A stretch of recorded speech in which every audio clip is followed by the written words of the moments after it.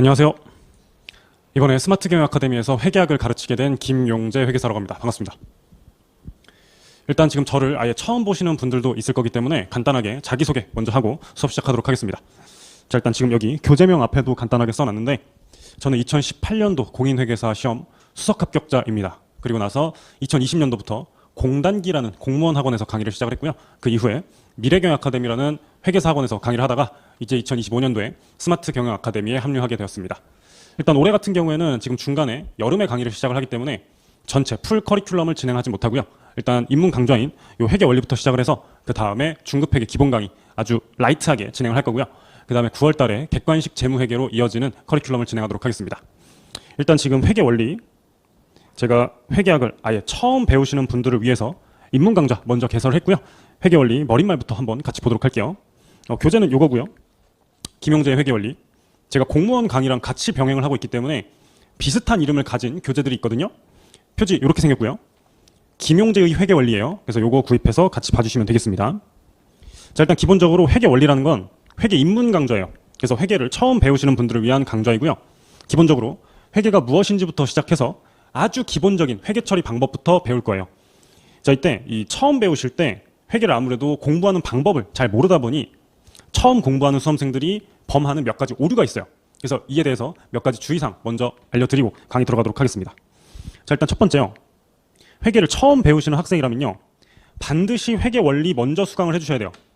이제 간혹 가다가 이 회계학을 공부하기 시작하는 수험생들 중에서 선배들한테, 보통 이제 학교에 계시는 분들, 학교에 계시는 선배들한테 선배님 저 회계학 공부하려고 하는데 뭐부터 시작해야 돼요? 라고 물어보고 나서 선배들 중에서 회계 원리를 뛰어넘고 그냥 중급 회계부터 시작하면 된다라고 말씀을 하시는 분들이 있는데 뭐 이제 다른 강사님들 같은 경우에는 중급 회계에서 회계 원리 내용을 전부 다 복습을 하고 들어가시는 분들도 계세요.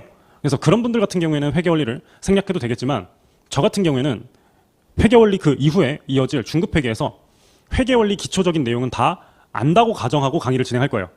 왜냐하면 회계 원리를 수강하신 분들도 있을 텐데 거기서 제가 중급 회계에서 다시 회계 원리 내용들을 다 복습하게 되면 회계 원리를 이미 수강하신 분들 같은 경우에는 시간을 중복으로 쓸 수가 있기 때문에 그분들을 위해서 회계 원리에서 했던 내용들은 중급 회계에서 거의 설명하지 않거나 또는 하더라도 아주 간략하게만 다시 한번 요약을 하고 진행할 거예요. 그래서 회계를 아예 처음 배우시는 분들이라면 반드시 회계 원리부터 시작을 해주셔야 됩니다. 자, 두 번째입니다. 처음부터 모든 것을 이해하려고 하지 말아주세요. 이게 수험생들이 공부를 처음 시작할 때는 멘탈도 되게 괜찮고 체력적으로도 괜찮기 때문에 지금 이 교재에 있는 모든 내용들을 내가 다 완벽하게 이해하고 기억해야지 라는 의욕이 되게 앞서요. 근데 이 시험은 뭐 하루 이틀 공부해서 당장 시험 보는 대학교 중간 기말 같은 시험이 아니죠. 최소 1년 이상 장기 레이스이기 때문에 여러분이 처음부터 오버페이스를 하게 되면요. 나중에 분명 퍼지게 돼요. 그렇기 때문에 처음엔 좀 힘을 빼주시고요. 중요 내용 위주로 봐주시고요. 그리고 전체적인 내용을 그냥 쫙 훑는 느낌으로 본다. 이렇게 기억을 해주시면 되겠어요. 특히 회계 원리 같은 경우에는 구체적인 내용들을 하나씩 찝는 게 아니고요. 그냥 대략적으로 회계가 이런 거고 이런 식으로 굴러간다. 큰 틀에서만 알려드리는 거고 나중에 우리 뭐 중급 회계, 객관식, 뭐 기출문제 이렇게 풀 때 그때 좀 디테일하게 들어가면 돼요. 지금부터 우리 무리하면 안 돼요. 이해되시겠죠? 자, 그 다음에 세 번째. 책에 없는 용어에 너무 집중하지 말아주세요. 이 회계가 지금 처음 배우는 거기 때문에 모든 회계학 용어가 다 처음이에요. 근데 제가 그 모든 용어들을 처음부터 일일이 사전처럼 다 설명하고 나서 강의를 진행할 수가 없어요. 뭐 비유를 하자면 이런 거예요. 내가 전체적인 그림을 그리고 싶은데 이 그림을 처음부터 한 번에 빵 하고 다 그릴 수는 없죠. 이 그림을 그리려면은 일부분부터 시작해서 전체적으로 가야 된단 말이죠. 그러면 여기서부터 한 부분에 집중을 해서 시작을 할 수밖에 없는데 이 회계라는 거는 다른 과목도 마찬가지겠지만 이 전체적인 내용들이 유기적으로 연계가 돼요. 그래서 앞에 부분 얘기를 할 때에도 뒤에 부분 얘기를 할 수밖에 없어요. 전체적으로 다 봐야 이해가 될 텐데 처음 여기 볼 때부터 이 뒤에 부분이 나온다고 해서 이거 뭐지? 이거 이해가 안 되는데 하면서 갑자기 뒤에 부분을 파기 시작하면 앞으로 진도를 못 나가요. 전체적인 맥락 위주로 보면서 일단은 완주의 목표를 좀 더 주세요. 1회독 때 제일 중요한 건 완주예요. 일단 끝까지 보고 나서 그 다음에 앞을 다시 보게 되면은 자연스럽게 이해가 되는 부분들이 정말 많습니다. 그래서 처음에 제가 막 여러분한테 설명하지 않았는데도 언급하는 그런 용어들이 있을 거예요. 그럴 때 우리 기본적으로 비유를 하자면 한국어 네이티브 스피커잖아요, 우리는. 모국어를 한국어로 하고 있는 사람들이기 때문에 처음 보는 용어라고 하더라도 제가 반복적으로 사용하는 그 맥락을 보게 되면 이 단어가 어떤 뜻인지 어느 정도 유추가 가능해요. 뭐 예를 들면 이런 거예요. 자, 여기 제가 일변이라는 표현을 하나 갖고 왔는데 일변. 무슨 뜻인지 알아요? 모르죠. 근데 제가 이 문장을 한번 써볼게요. 그의 소식을 듣고 일변으로는 기쁘기도 하고 일변으로는 안타깝기도 했다.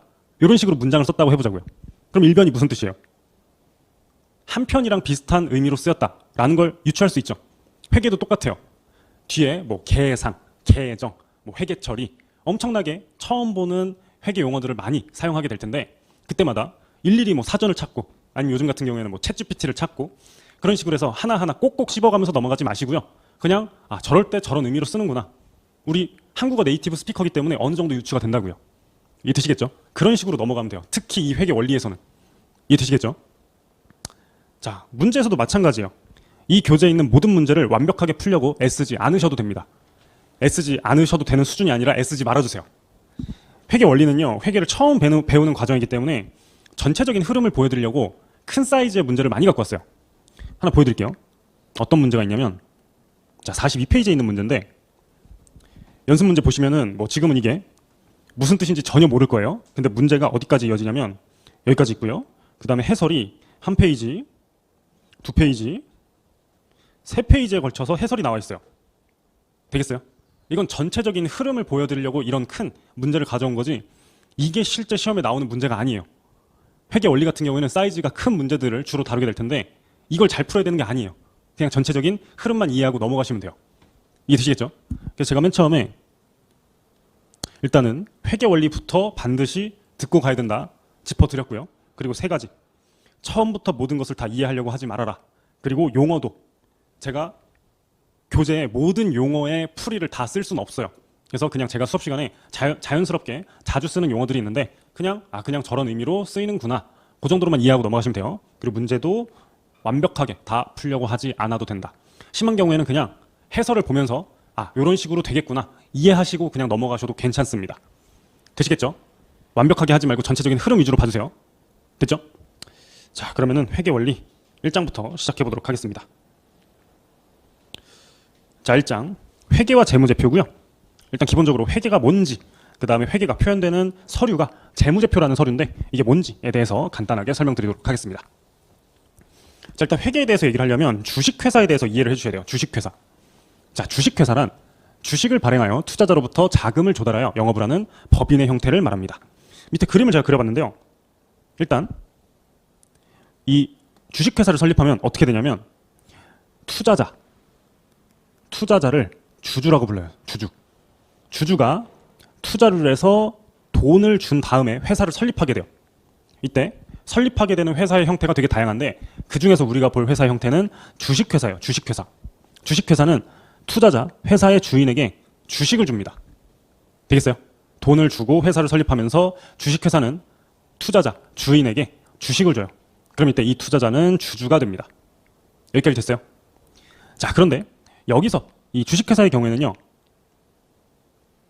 법인이라고 제가 써놨는데 한자로는 이런 식으로 돼요. 법인. 법적으로 인격을 부여받은 존재이기는 하나 법적으로만 인격체이지 실제로 사람은 아니죠. 실제 팔다리가 있는 건 아니에요. 그래서 어떻게 하냐면 주주들이 경영진을 선임합니다. 경영진. 그렇게 해서 야, 경영진아, 네가 나 대신에 이 회사 운영 좀 해줘 라고 해서 경영진을 선임하는 거죠. 자, 이때 이 구조가 어떻게 되냐면 회사의 주인은 주주예요. 주주의 돈을 주고 설립한 회사이기 때문에 이때 주주가 경영진에게 너가 경영 나 대신에 대신해줘 라고 해서 경영을 위임합니다. 주주가 경영진한테 대신 경영해줘 라고 해서 경영에 대한 권리를 모두 다 양도한 거죠. 자, 그리고 나서 경영진이 실제로 경영을 하게 되는데 이때 경영진 입장에서 수탁 책임이라는 게 생겨요. 수탁 책임.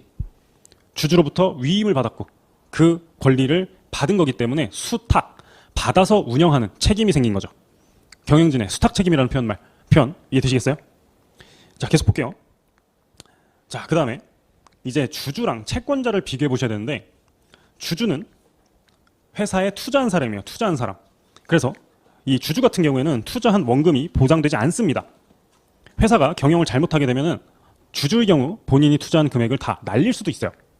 자, 반면에 채권자라는 사람은요, 회사에 돈을 빌려준 사람입니다.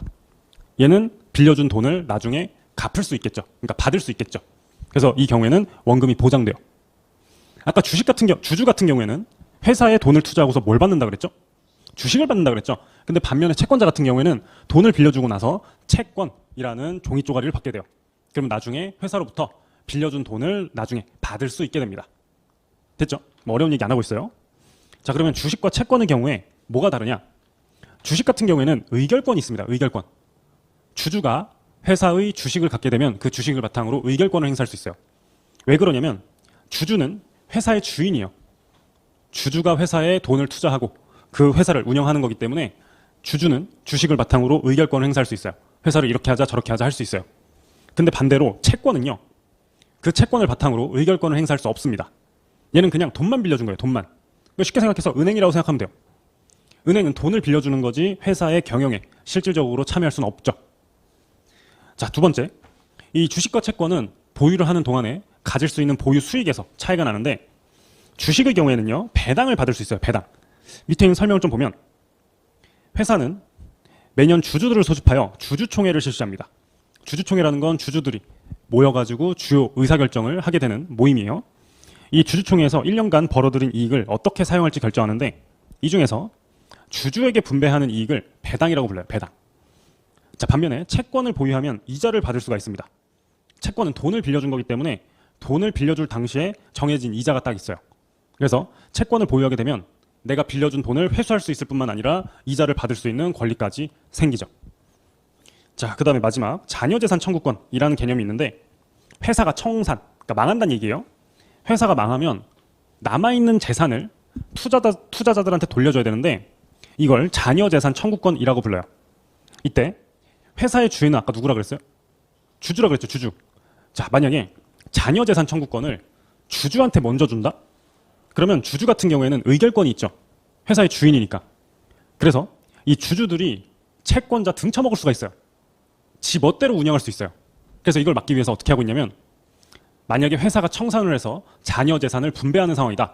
그러면 채권자들한테 우선적으로 분배를 하고 남은 걸 주주들이 가져가게 되어 있어요.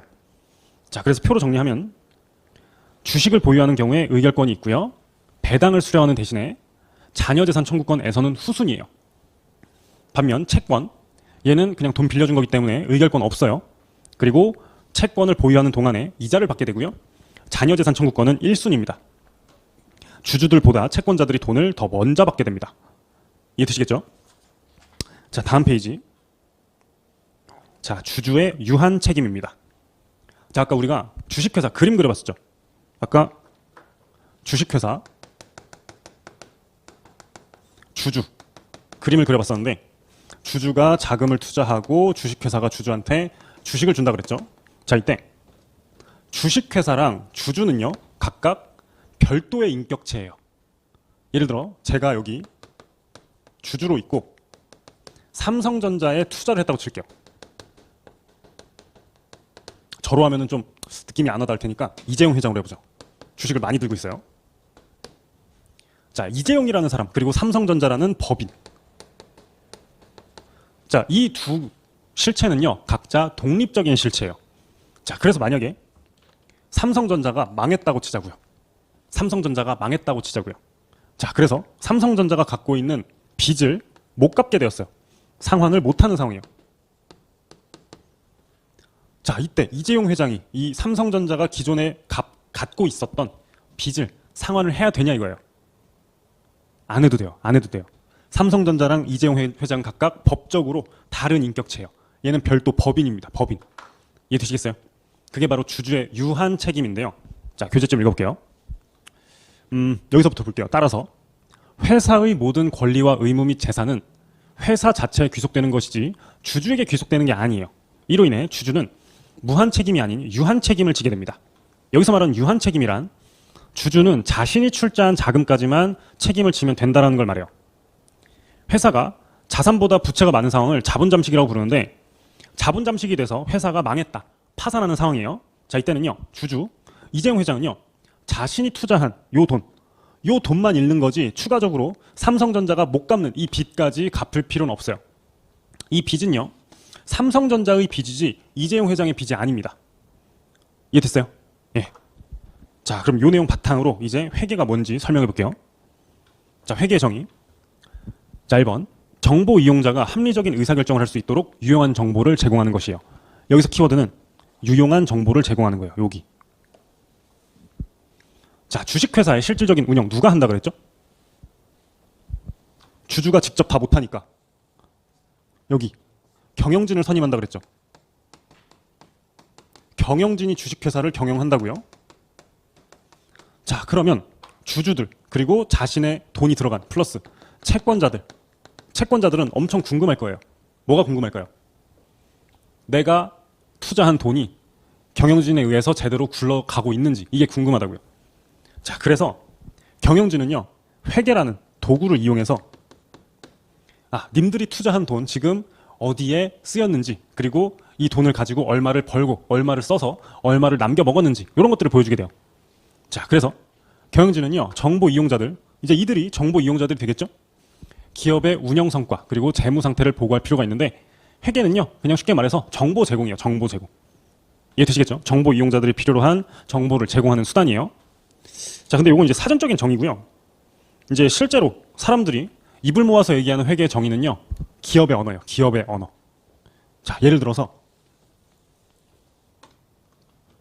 현금 10,000원, 매출 10,000원이라는 회계 처리가 있다고 칠게요. 무슨 뜻이에요, 이게? 아직 회계를 안 배웠으니까 이게 무슨 뜻인지 모르겠죠? 자, 이게 무슨 뜻이냐면은 고객에게 10,000원의 매출을 발생시켜서 10,000원의 현금을 수령하였다 라는 뜻이에요. 됐어요? 근데 이거를 매번 이렇게 얘기하려면 너무 힘들잖아요. 그래서 이걸 사람들끼리 약속을 한 거예요. 이건 앞으로 이렇게 표시하자. 언어가 필요한 게 뭐예요? 필요한 이유가 뭐예요? 의사소통하려고. 글 쓰고 읽고 말하려고. 내가 말하고 싶은 거를 이렇게 표현하면 다른 사람들이 요걸 지금 말하고 싶은 거구나 알 수 있고요. 또는 반대로 내가 이걸 보면 이 뜻이구나 라는 걸 알 수 있죠. 의사소통의 도구가 되는 게 언어예요. 근데 기업에서는 의사소통을 할 때 이 회계라는 걸 통해서 우리가 의사소통할 수 있다라는 겁니다. 이해되시겠죠? 자, 이제 회계 분류로 가볼게요.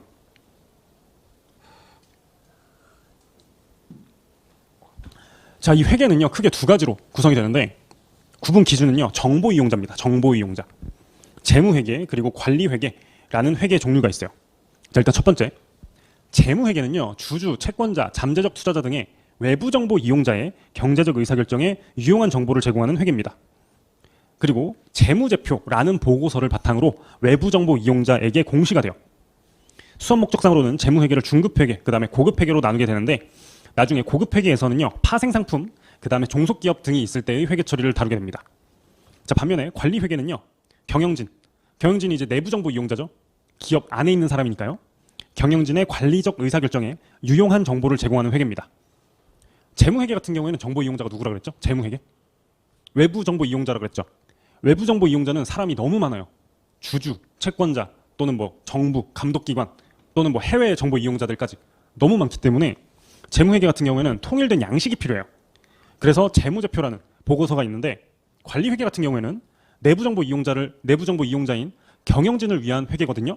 그래서 그때그때마다 그냥 필요한 양식을 만들면 돼요. 여기는 통일된 양식이 필요가 없어요.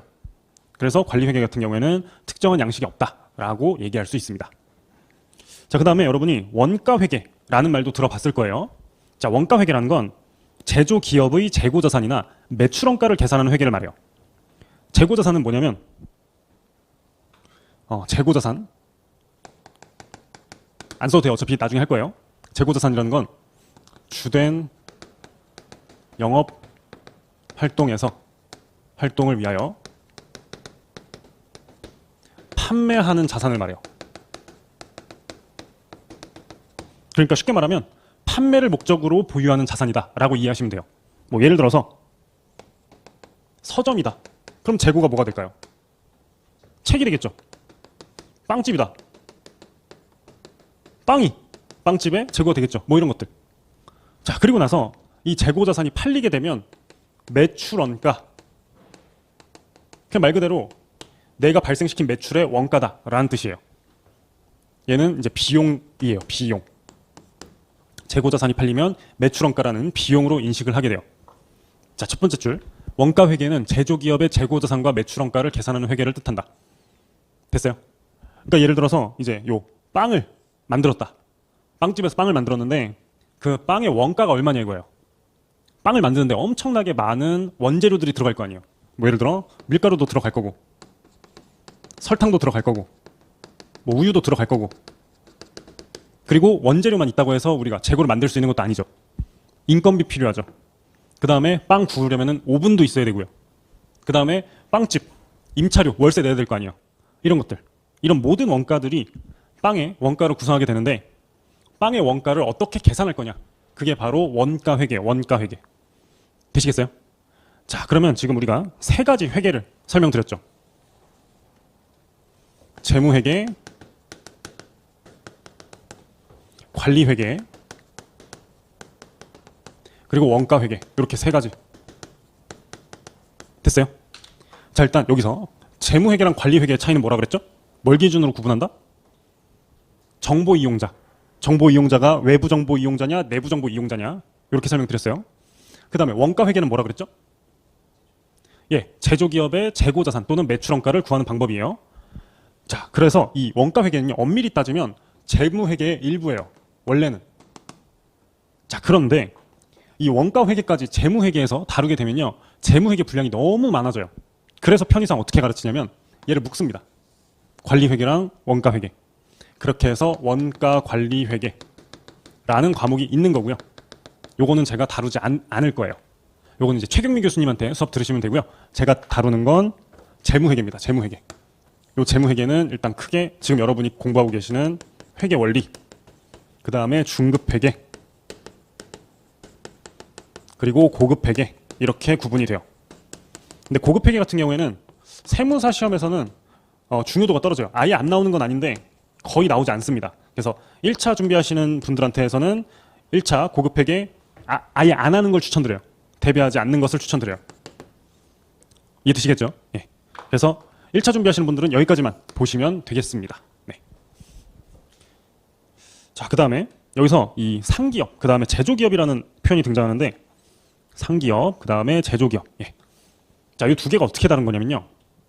상기업은요, 재고를 다른 기업으로부터 구매하여 판매하는 기업을 말하고요. 두 번째, 제조기업은요, 재고를 직접 생산하여 판매하는 기업을 말합니다. 자, 뭔 차이라고요? 상기업은 재고자산을 사와서 파는 거고요. 제조기업은 만들어서 팔아요. 되겠어요? 자, 그럼 상기업 같은 경우는요, 재고자산을 내가 사와서 팔기 때문에 원가 회계가 필요할까요? 사와서 팔아요. 원가 회계가 필요할까요? 안 필요하죠. 왜? 사온 금액이 딱 명확하잖아요. 반면에 제조기업은요, 직접 만들기 때문에 내가 만든 그 재고자산의 원가를 계산하기 위한 수단이 필요하겠죠. 그게 바로 원가 회계예요. 그래서 재무회계랑 관리회계는 정보 이용자를 기준으로 구분했죠. 재무회계랑 원가회계는요, 상기업이냐 또는 제조기업이냐를 제조기업이냐를 기준으로 구분해 주시면 되겠습니다. 되시겠죠? 자, 다음 페이지 넘어갈게요. 네, 요게 지금까지 얘기하고 있는 회계학 과목 구성이에요. 재무회계는 상기업이에요. 상기업. 재고자산을 구입해 와서 팔고요. 원가회계 같은 경우에는 제조기업을 분석하는 회계인데 재고자산을 직접 만들어서 파는 회사를 말합니다. 그리고 이때 재고자산을 부르는 이름도 조금 달라요. 상기업은요, 재고를 상품이라고 부르고요. 제조기업은 제품이라고 불러요. 이해되시겠죠? 회계학 과목 구성. 재무회계는 회계원리, 중급회계, 고급회계로 구성이 되고 원가관리회계는 원가관리회계 하나다. 됐죠? 예. 자, 그 다음에 기업회계 기준의 체계 볼게요.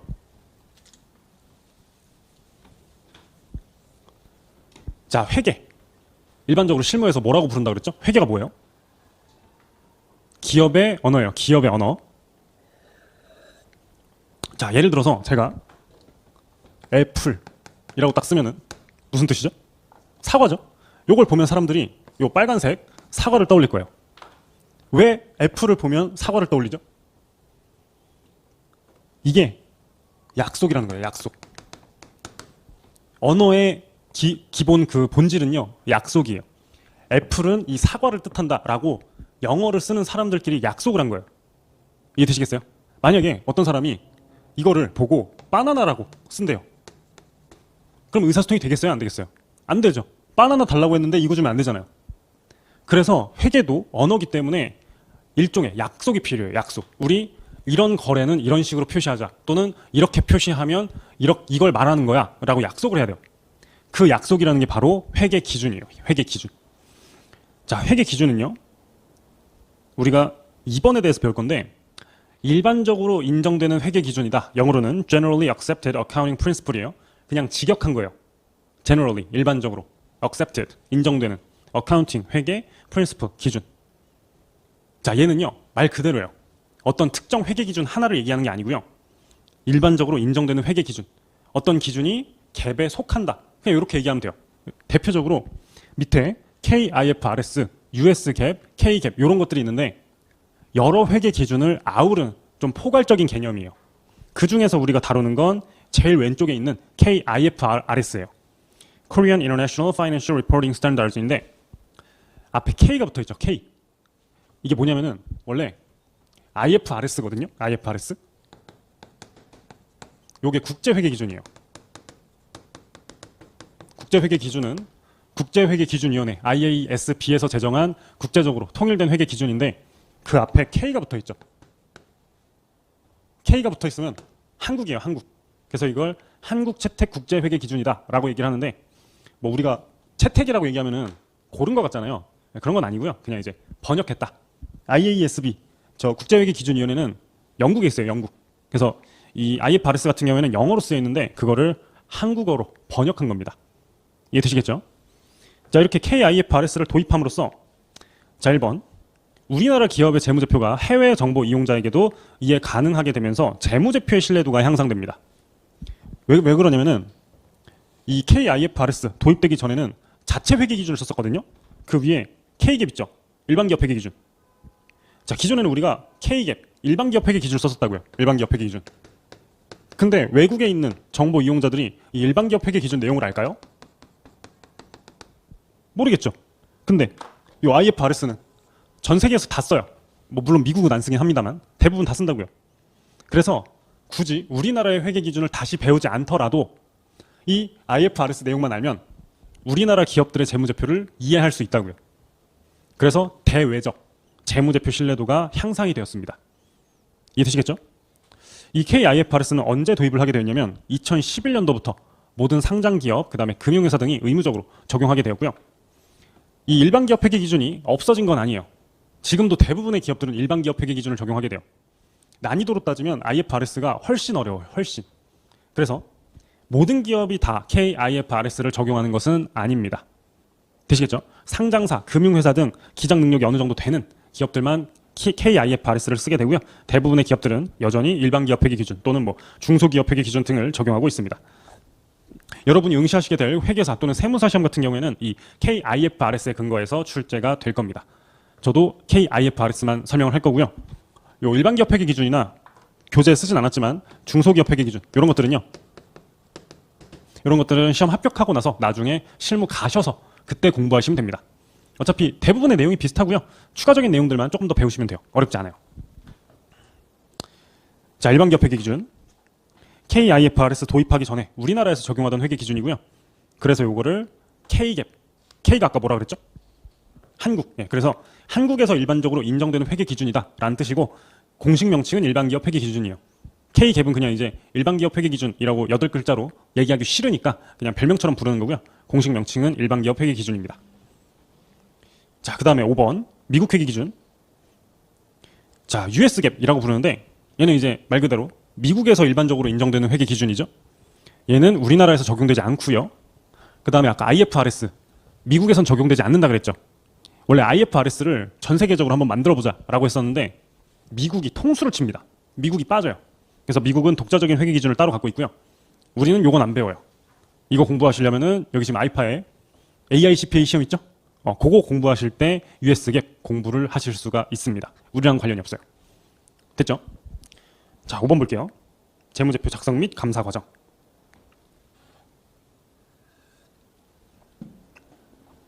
자, 재무제표. 요게 이제 재무회계가 표현되는 보고서인데 재무제표가 어떤 식으로 작성이 되고 감사가 되는지 그 과정에 대해서 설명해 볼게요. 그림은 요거 보시면 돼요.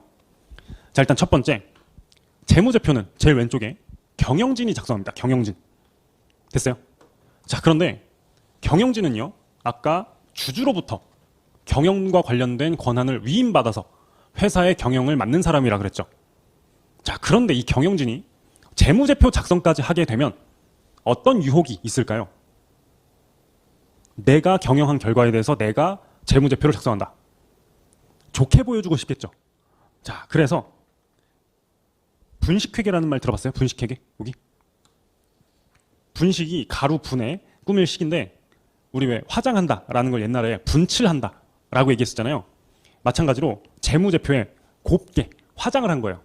실제로 그렇지 않은데 실제보다 좋게 보여주는 거죠. 이걸 분식회계라고 불러요. 지금 기본적으로 재무제표는요. 경영진에게 작성 책임이 있기 때문에 경영진이 재무제표의 화장, 분식회계를 하고 싶은 유인이 있다고요. 그래서 이거 그냥 두면 안 되겠죠. 어떻게 하냐면 독립적인 제3자에 의해서 재무제표가 제대로 작성이 됐는지 확인하게 시킵니다. 그게 바로 회계감사예요. 회계감사. 그리고 이 회계감사를 하는 사람들이 회계사입니다. 됐어요?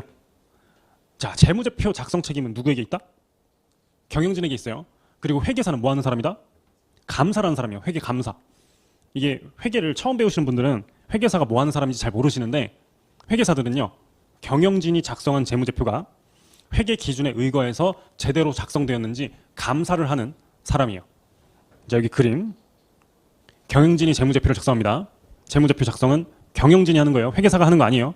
회계사가 하면 안 돼요. 자, 그리고 회계사. 이 사람들이 감사인이 되어서 경영진이 작성한 재무제표에 대해서 회계 감사를 하게 돼요. 자, 근데 문제는 뭐냐면 이 회계 감사 보수를 누가 주는지 아세요? 경영진이 줍니다. 이렇게 감사 보수를 지급하게 돼요. 자, 그러면 무슨 문제가 있을까요? 회계사들이 회사 눈치 보느라 감사를 제대로 못할 수가 있겠죠. 자, 그래서 어떻게 하냐면 제일 오른쪽에 회계사에 대한 감독기관을 두게 돼요. 금융감독원이요. 금융감독원. 금융감독원에서 회계사가 경영진이랑 짝짝꿍하고 재무제표의 분식회계를 눈 감아 주지는 않았는지 감리를 하게 됩니다. 되시겠어요? 자, 그러면 경영진, 회계사, 그리고 금감원의 역할을 각각 아시겠어요? 네, 이렇게 재무제표 작성, 그 다음에 감사 과정이 있고요. 자, 여기 3번 볼게요. 회계감사의 의의 및 한계입니다. 회계감사를 하게 되면은 재무제표의 신뢰성을 향상할 수 있다라는 장점이 있어요. 아까 재무제표는 누가 작성한다 그랬죠? 경영진이 작성하는데 지네 멋대로 작성할 수도 있잖아요. 근데 이거를 감사인이 한번 봤다? 그러면 정보 이용자 입장에서 이거 한번 검증이 된 재무제표구나 라고 믿을 수가 있기 때문에 신뢰성을 제고시킬 수 있다라는 게 회계감사의 의의로 지적되고 있는 부분이에요. 되시겠죠? 자, 근데 한계도 있어요. 이 재무제표가 회계 기준에 따라서 공정하게 표시를 하고 있다. 그러면 적정 의견이라는 걸 표명하거든요. 근데 이 적정 의견이라는 건 뭐냐면 아까 우리 회계 기준이라는 거 배웠죠? 그 재무제표가 회계 기준에 의거해서 작성되었다라는 뜻이에요. 그럼 이건 뭘 뜻하지 않냐면 재무구조의 건전성, 이 회사 지금 재무 상태가 괜찮다. 내지는 투자 안전성, 이 회사 투자해도 괜찮습니다. 라는 내용은 아니에요. 투자 안전성이 궁금하면 애널리스트들의 분석을 봐야 돼요. 회계사들은 이 회사 투자해도 좋습니다라는 의견에 대해서 전혀 얘기하지 않아요. 이게 회계감사의 한계로 지적되는 부분이에요. 근데 뭐 한계라고 얘기하기도 좀 애매합니다. 애초에 그냥 회계사의 일이 아닌 거예요. 이해되시겠죠? 자, 금감원의 감리까지 설명드렸고요. 자, 뒤에 있는 내용은요, 조금 쉬었다가 또 이어서 보도록 하겠습니다.